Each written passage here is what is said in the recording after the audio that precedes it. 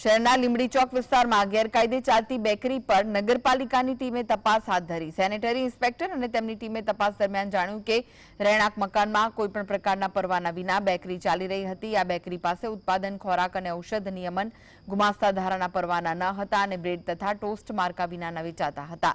પાલિકાએ ગેરકાયદે બેકરી સામે કાર્યવાહી કરી 5000નો દંડ ફટકાર્યો અને જરૂરી કાગળો રજૂ ન થાય ત્યાં સુધી બેકરી બંધ કરાવી હતી। જેમાં તપાસ કરતા અમને મળી આવેલ છે કે ફેક્ટરી તદ્દન ગેરકાયદેસર છે।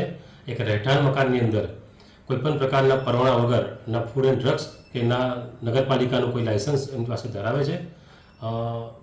તેઓ પોતાના ઘરની અંદર મશીનરી ગોઠવીને બ્રેડ તેમજ ટોસ જેવી ખાવાની ચીજો બનાવી રહ્યા છે, જે સમગ્ર શહેરમાં તેનું વેચાણ થાય છે, જેનો કોઈ માર્કો નથી, જેનું કોઈ લાયસન્સ નથી અને તદ્દન ગેરકાયદેસર હોય અમે તેને આજ રોજ બંધ કરેલ છે।